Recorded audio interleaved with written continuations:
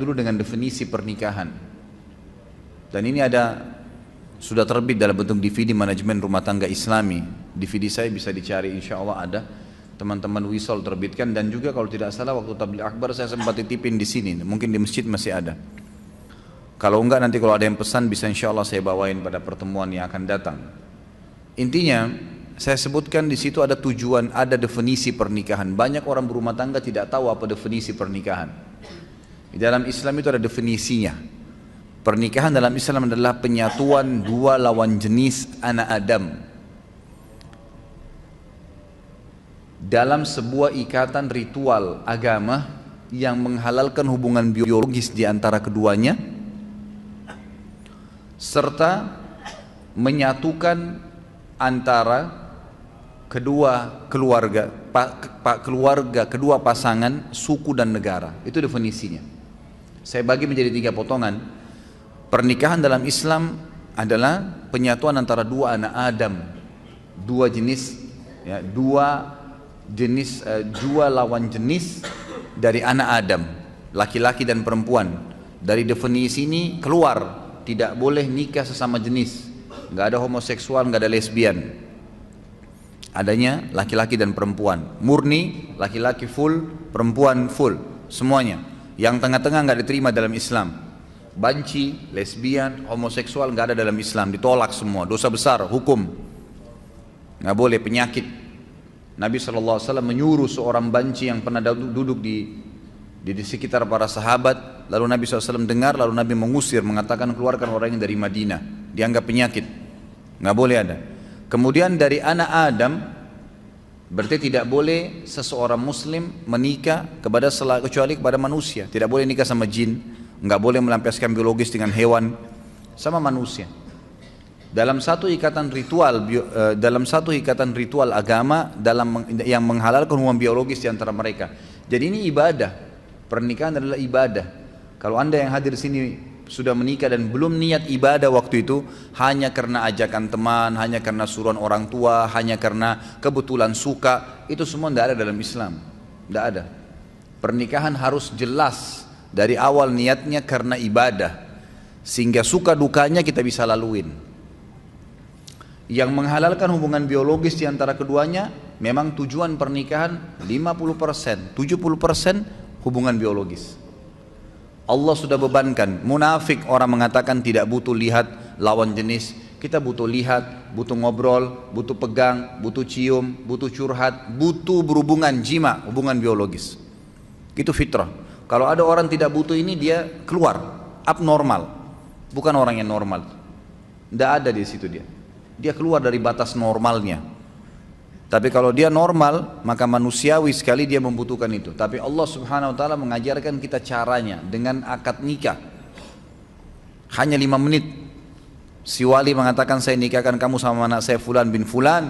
Kemudian si laki-laki mengatakan saya terima, selesai, sah pernikahannya. Hubungan biologisnya juga sah.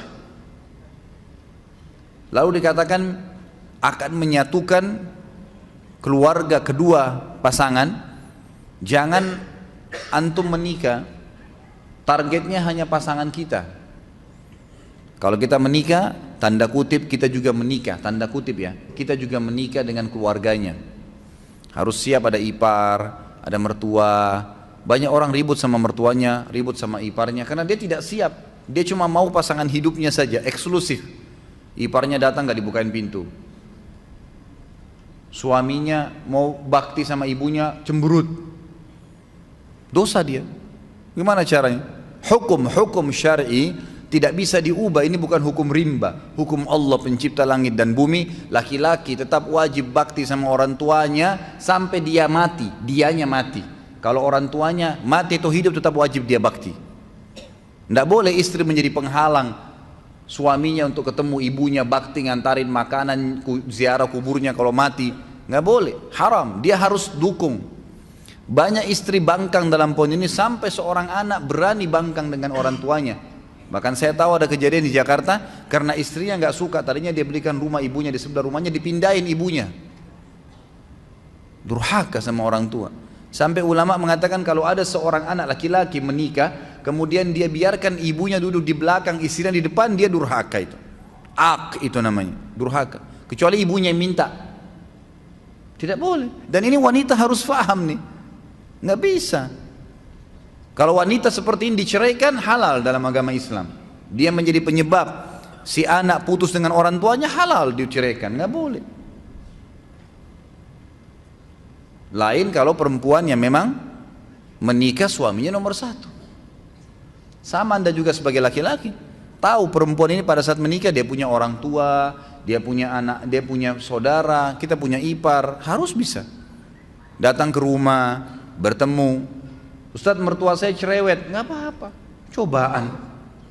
Enaknya hidup nggak mau ada cobaan, gimana caranya? Harus ada cobaannya. Ada orang dicoba di pasangan hidupnya, di mertuanya, di iparnya, di anaknya, di tetangganya, banyak, harus ada cobaan. Kalau nggak ada cobaan, hidup kita datar terus, nggak ada seninya kehidupan ini. Nggak ada seninya, dan manusia nanti tidak akan keluar, potensi seseorang akan keluar kalau cobaan ada. Kita akan muncul ide-ide untuk mencari jalan keluar pada saat kapan? Cobaan ada. Bayangkan kalau hidup kita datar terus nggak ada cobaannya, nggak bakal keluar potensi kita. Allah SWT datangkan cobaan itu untuk mengorek, mengeluarkan potensi yang ada. Emang begitu. Hadapin, pecahkan, ya kan? Pahala sabar didapatkan kapan? Pada saat cobaan datang. Kalau cobaan tidak ada, gimana bisa? Nggak mungkin, ya kan? Istri kita hidup 20 tahun di rumah tangganya sama orang tuanya dengan pola tertentu, cara makan, cara tidur, cara berpakaian. Kita pun hidup 30 tahun di ayah dan orang tua kita dengan cara makan, cara hidup dan seterusnya. Lalu kemudian disatukan, tiba-tiba mau bisa baik semuanya? Nggak bisa. Pasti ada penyesuaian. Asas yang penting dalam rumah tangga adalah yang benar memaafkan, yang salah meminta maaf. Selesai. Dan jangan nginapkan masalah. Jangan pernah nginapkan masalah. Clearkan pada saat itu.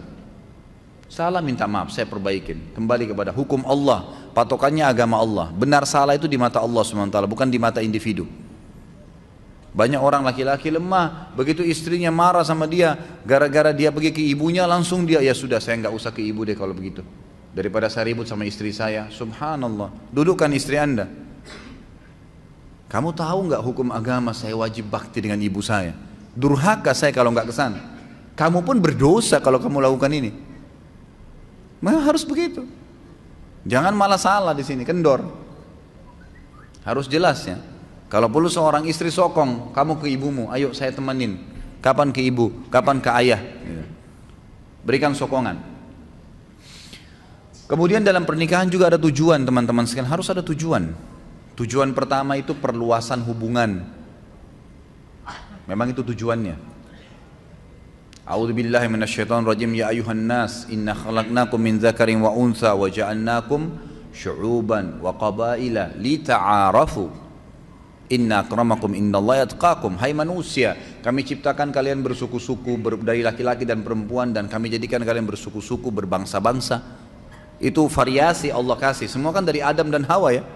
Kenapa ada orang Arab, ada orang Melayu, ada orang bule, ada orang Afrika, suku-sukunya banyak. Ya Allah sengaja buat variasi itu untuk kalian saling kenal, mengenal. Kata ulama tafsir, dengan pernikahan tahu tradisi makanan ini, pakaian ini, terusnya.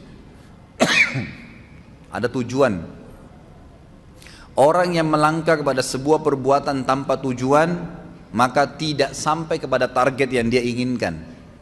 Ada orang masuk ke mall, nggak ada tujuannya, nggak ada sesuatu. Dia nanti kacau balau itu.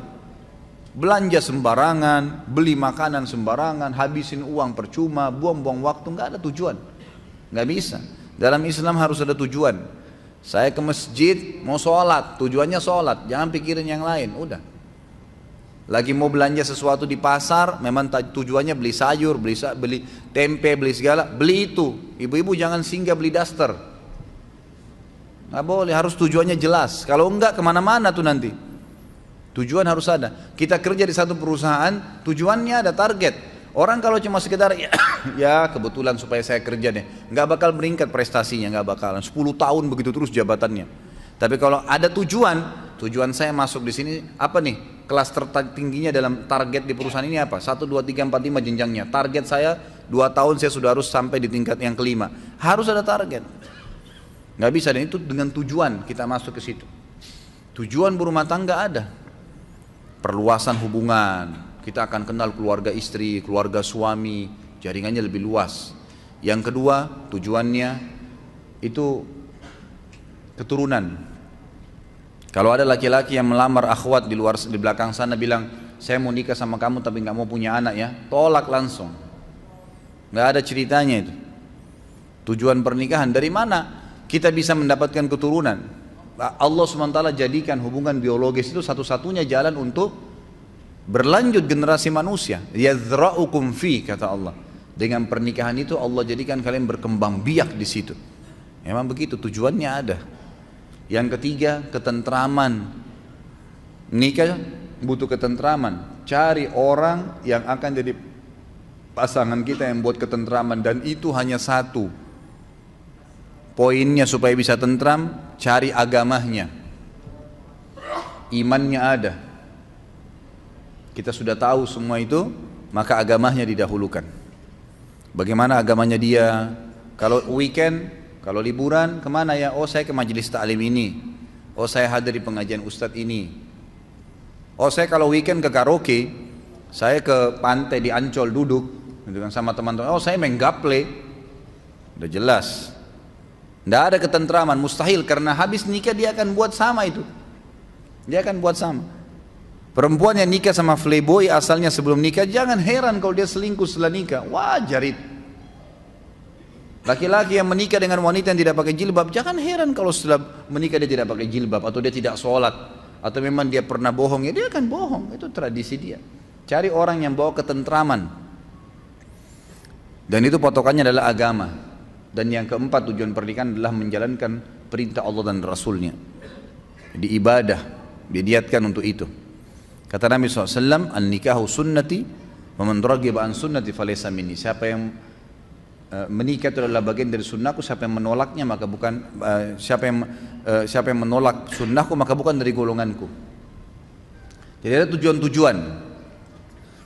Di antara substansial tujuan pernikahan yang kelima adalah memenuhi hubungan biologis, kebutuhan biologis. Itu tujuan memang.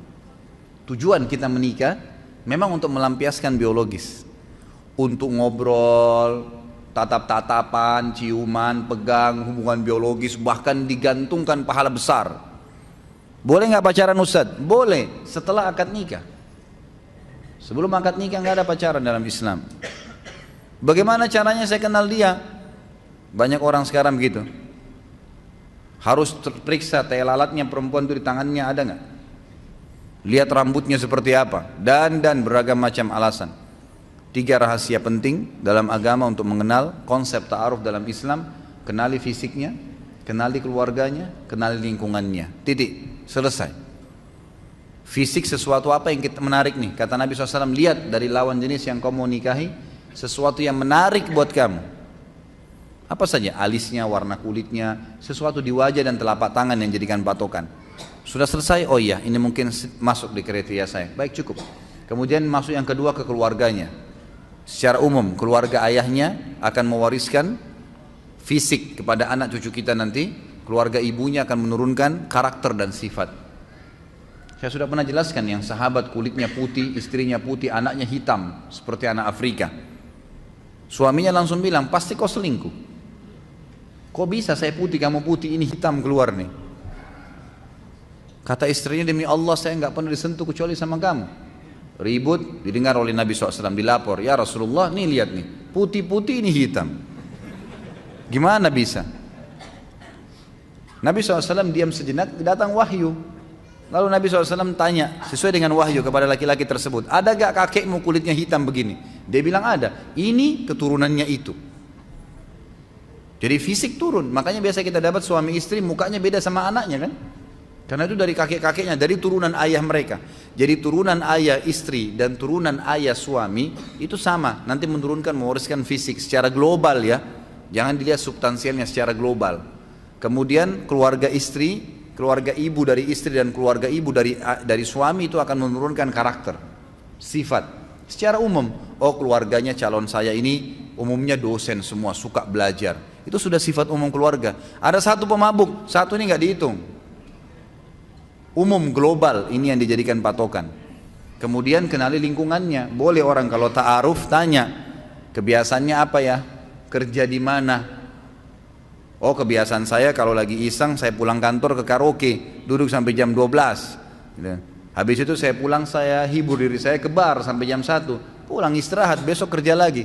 Sudah bisa dibaca belum? Oh, saya kalau lagi kosong ya nggak apa-apa, saya cuma duduk gitu. Di rumah kalau akhwatnya bilang. Kadang-kadang saya nonton TV duduk, saya putar nonton film India dari pagi sampai sore. Sudah tahu belum? Sudah punya gambaran lingkungannya. Berarti nanti akan begitu tuh kalau sudah menikah. Oh, saya kalau pulang taklim mampir Nur Iman belajar. Saya belajar taklim. Oh, saya kalau weekend saya hadir tablik akbar di sini. Dan seterusnya. Saya mulai ikut tahfidz Quran beberapa surah di store setiap minggu. Nah, itu berarti kita tahu lingkungannya. Nah, ini berarti bagus nih, gitu kan. Itu saja, nggak perlu pacaran keluar sama-sama, nggak usah. Semoga Allah berikan hidayah. Kadang-kadang ada orang tua, kok bisa itu loh.